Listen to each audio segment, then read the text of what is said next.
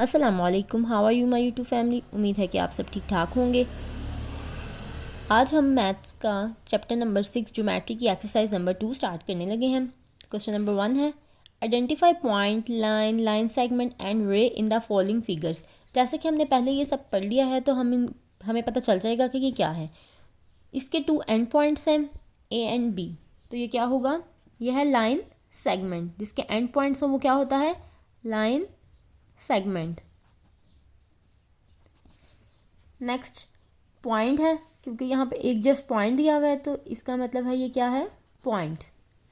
Next ये एक side से भर सकता है लेकिन दूसरी साइड से नहीं, तो ये क्या होती है, रे। अब जैसे ये दोनों साइड्स पे इसके एरो है, यानी कि ये दोनों साइड्स पे भर सकती है। जो लाइन होती है वो दोनों साइड्स पे भर सकती है। अब इस पे आप देख सकते हैं कि एक इसका एंड पॉइंट है और दूसरा भी इसका एंड पॉइंट है, मतलब इसके 2 एंड पॉइंट्स हैं। ये दोनों साइड से आगे भर नहीं सकती, तो ये क्या है, लाइन सेगमेंट है। आप इसको शॉर्ट लिख लें या फुल फॉर्म में लिख लें। ये एक पॉइंट है, यानी कि एक साइड से ये एक्सपैंड नहीं हो सकते, लेकिन दूसरी साइड पे एरो है, इसका मतलब यहाँ से ये भर सकती है, तो ये रे है। अब इसी तरह ये एक पॉइंट है, तो it means P for point हो गया। अब इसमें भी ऐसे ही है कि ये 2 एरोज हैं और ये दोनों साइड से भर सकती है, तो ये क्या होगी, ये लाइन होगी, L लाइन। और इसमें ये भी एंड पॉइंट है और ये भी एंड पॉइंट है, यानी इसके दोनों एंड पॉइंट्स हैं और ये आगे नहीं भर सकती, तो ये क्या होगा, लाइन सेगमेंट। चलो जी, अब नेक्स्ट क्वेश्चन नंबर 2 की तरफ चलते हैं। Write name of the figure, figure का नेम लिखें। Measure the length of its side, इसके साइड की लेंथ को मैयर करें। And then find the perimeter of the following, और इसका पेरीमीटर फाइंड करें। तो इसका क्या नेम है, ये क्या शेप है, स्क्वायर शेप है, तो हम लिख देंगे नेम में स्क्वायर। अब हमने इसकी एक साइड की लेंथ फाइंड की है हमने स्केल से, तो वो है 4 सेंटीमीटर। तो अब ऑब्वियसली क्योंकि ये स्क्वायर है, तो स्क्वायर की अगर एक साइड की लेंथ इतनी है तो बाकी साइड्स की लेंथ भी इतनी ही होगी। तो हम सब में 4 सेंटीमीटर लिख देंगे। अब इसका पेरीमीटर हमने फाइंड करना है। जैसे कि हमने पेरीमीटर का फॉर्मूला किया था कि perimeter for square is equal to 4 multiply by length of a side. तो हम इसको सॉल्व कर लेते हैं। 4 हम एज इट इज़ लिख लेंगे और एक लेंथ साइड की लेंथ कितनी है, 4 है, तो 4 4 आर 16 सेंटीमीटर इसका आंसर आ गया। ठीक है जी, यहाँ पे सेंटीमीटर नहीं है क्योंकि ये फॉर्मूले का 4 है। ठीक है, यहाँ हम सेंटीमीटर मेंशन ज़रूर करेंगे और इसका आंसर भी सेंटीमीटर में आ जाएगा। नेक्स्ट क्वेश्चन की तरफ। अब ये हमें उन्होंने एक रेक्टेंगल दिया है और उन्होंने कहा कि इसका नेम भी लिखना है और इसकी साइड्स को भी फाइंड कर लेना है। तो इसका नेम, क्योंकि ये एक रेक्टेंगल है तो हम ऊपर रेक्टेंगल लिख देंगे, रेक्टेंगल। ठीक हो गया। अब इसकी PQ साइड जो है, P एंड Q साइड, वो है 6 सेंटीमीटर, क्योंकि ऊपर वाली 6 है तो नीचे वाली भी 6 सेंटीमीटर होगी। आप इसको स्केल से चेक कर लीजिएगा। PQ साइड है इसकी 6 सेंटीमीटर। QR साइड है इसकी 3.5 centimetre, 3.5 centimetre. R and S ये वाली साइड है, तो इट मीन्स ये 6 सेंटीमीटर है। और PS वो भी 3.5 सेंटीमीटर। अब इसका पेरीमीटर हमने फाइंड कर लेना है। जैसे कि हमने पहले पढ़ा था कि जो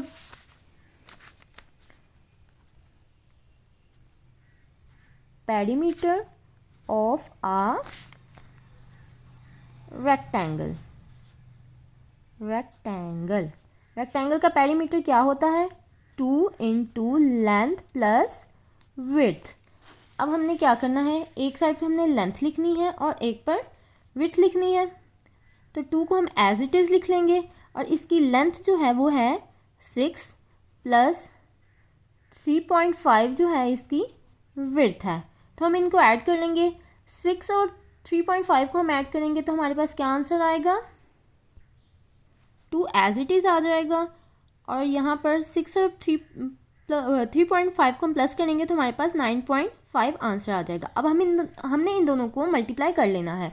जैसे कि हमने यहाँ लिखा 9.5 और यहाँ 2 5 ज़ार 10, तो इसका 0 आ गया, 1 हमने यहाँ कैरी कर दिया और 2 9 ज़ार 18 आ गया और 1 हमने ऐड किया तो ये 19 हो गया और ये जो डॉट है ये इधर आ गया। तो तो इट मीन्स 19 हमारे पास इसका आंसर आ गया। 19.0 लिख लें या 19 लिख लें, 19 सेंटीमीटर इसका आंसर आ गया। यानी कि हमारे पास पेरीमीटर ऑफ अ रेक्टेंगल कितना आ गया, 19 सेंटीमीटर। इसको हम यहाँ लिख देंगे सेंटीमीटर। ये हमारे पास आंसर आ गया। नेक्स्ट क्वेश्चन की तरफ चलते हैं। ये हमें एक ट्राइंगल दिया गया है जिसकी साइड्स आप चेक करिएगा तो स्केल से 5 सेंटीमीटर, 5 सेंटीमीटर एंड 5 सेंटीमीटर इसकी लेंथ है। इसका नेम क्या है जी, ट्राइंगल। वो हमने लिख लिया 5 सेंटीमीटर, 5 सेंटीमीटर एंड 5 सेंटीमीटर। अब इसका पेरीमीटर फाइंड करने के लिए आपको पता है कि हमने तीनों साइड्स को ऐड कर लेना था, तो इसको हम कर लेते हैं। यहाँ हम लिखेंगे पेरीमीटर ऑफ आ ट्राइंगल। तो ट्राइंगल का पेरीमीटर क्या होता है, सम ऑफ ऑल 3 साइड्स। तो सम ऑफ ऑल 3 साइड्स हमारे पास क्या है, 5 centimetre plus 5 centimetre plus 5 centimetre. जब हम 5 5 5 को ऐड करेंगे तो क्या हो जाएगा, 15 सेंटीमीटर। तो इसका आंसर हमारे पास क्या आ जाएगा, 15 सेंटीमीटर। नेक्स्ट क्वेश्चन की तरफ चलते हैं। Find the perimeter of the following squares. अब ये 2 स्क्वेयर्स गिवन है हमें और उन्होंने कहा है कि इसका पेरीमीटर आपने फाइंड करना है। ये जो फर्स्ट वाला स्क्वेयर है इसकी 4 साइड्स 3 सेंटीमीटर हैं, क्योंकि स्क्वेयर की एक साइड अगर 3 है तो ऑब्वियसली बाकी साइड्स भी सेम होंगी। तो वही वाला पैटर्न हम यूज़ करेंगे जो हमने पेरीमीटर निकाला था स्क्वेयर का। इसका फॉर्मूला क्या था हमारे पास, 4 multiply by length of a side, यानी एक साइड की लेंथ। तो वो हम कर लेंगे। लेंथ कितनी है, 3, 4 multiply by 3 is equal to 4 1s are 4, 4 2s are 8 and 4 3s are 12। तो 12 सेंटीमीटर हमारे पास इसका आंसर आ जाएगा। ठीक हो गया। ये जो नेक्स्ट स्क्वेयर है इसकी 4 सेंटीमीटर है, तो इसके लिए भी हम सेम वही अप्लाई करेंगे। 4 multiply by length of a side यानी कि 4, तो 4 4s are 16 आ जाएगा। तो इसका 16 सेंटीमीटर आंसर आ जाएगा। सेम वैसा है जैसे हमने पहले एक एग्जाम्पल में किया है। नेक्स्ट क्वेश्चन की तरफ चलते हैं। Find the perimeter of the following rectangles. ये 2 रेक्टेंगल्स हमें गिवन है और उन्होंने कहा इसका पेरीमीटर हमने फाइंड करना है। सेम वही मेथड है जिसे हमने पहले किया है। हमने इधर लिख लेना है कि perimeter of a rectangle, short लिख देती हूँ अब मैं। इसका फॉर्मूला हमारे पास क्या था रेक्टेंगल का, 2 multiply by length plus width. तो फॉर्मूले में हमने इसकी वैल्यूज़ को पुट कर लेना है। लेंथ इसकी है 5 सेंटीमीटर, तो हमने यहाँ 5 लिख देनी है, और विड्थ इसकी है 4, तो यहाँ पर हमने क्या लिख दिया, 4 लिख दिया। अब 5 और 4 को हम प्लस करेंगे, 2 एज इट इज़ आएगा। 5 और 4 को हम ऐड करेंगे तो हमारे पास क्या आंसर आ जाएगा, 9। और 9 को हम 2 से मल्टीप्लाई करेंगे तो 9 2s are 18 आ जाएगा। इट मीन्स 18 सेंटीमीटर इसका आंसर आ जाएगा। नेक्स्ट को भी हमने इसी मेथड से कर लेना है। हमने इसी तरह इस फॉर्मूले में उसकी भी वैल्यूज़ को पुट कर लेना है। उसकी लेंथ है 2 मल्टीप्लाई बाय लेंथ है इसकी 6 सेंटीमीटर प्लस विड्थ है इसकी 4 सेंटीमीटर। देख सकते हैं आप, ये 4 सेंटीमीटर इसकी विड्थ है और लेंथ इसकी है 6 सेंटीमीटर। तो अब हम इसको सॉल्व कर लेंगे। 2 एज इट इज़ आ जाएगा, 6 + 4 करेंगे तो 10 आ जाएगा, और 2 10s are 20 आ जाएगा। इट मीन्स 20 सेंटीमीटर इस वाले रेक्टेंगल का पेरीमीटर हमने फाइंड कर लिया है। अब नेक्स्ट क्वेश्चन की तरफ चलते हैं।